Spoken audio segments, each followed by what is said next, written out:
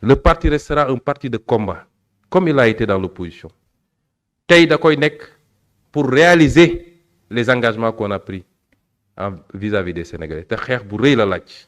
Et c'est justement pour cela qu'il est devenu l'homme à abattre. Diomaye Faye, désormais sous l'influence occidentale, met tout en œuvre pour le saboter. Certains ministres sont déjà mobilisés pour exécuter le sale besogne qui est de relancer les affaires judiciaires douteuses, orchestrer des campagnes de diabolisation et alimenter une guerre d'usure contre son propre Premier ministre. La duplicité du président sénégalais est désormais évidente. Sous couvert de légalité et de respect des institutions, il laisse s'installer un climat de persécution contre Ousmane Sonko qui a permis son accession au pouvoir. Il ne le limoge pas, mais l'étouffe politiquement. L'affaire Sweetie Baby de la dame Adji Sarr, ce complot cousu de fil blanc est opportunément ravivé avec la complicité de certains magistrats et une étrange obtention de la nationalité suisse de la plaignante en un temps record sans que Diomaye ne dise un mot. Son silence est complice, son inaction criminelle.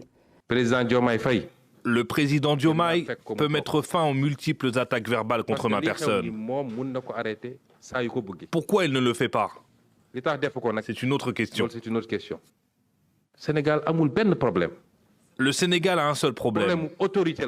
Un problème d'autorité. Et il faut qu'on prenne nos responsabilités par rapport à cette situation.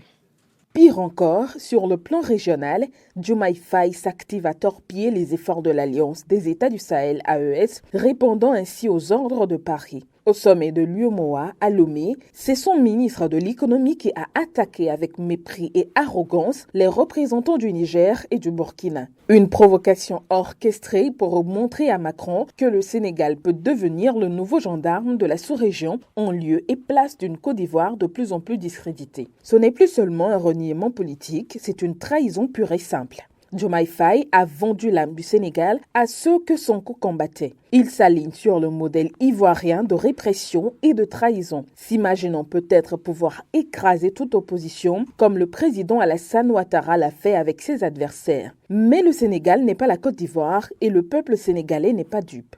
L'histoire jugera sévèrement ce parjure. L'Élysée, quant à elle, applaudit en coulisses. Elle a trouvé en Diomaye Faye une nouvelle marionnette prête à étouffer les voix souverainistes du continent. Les pressions internationales s'accentuent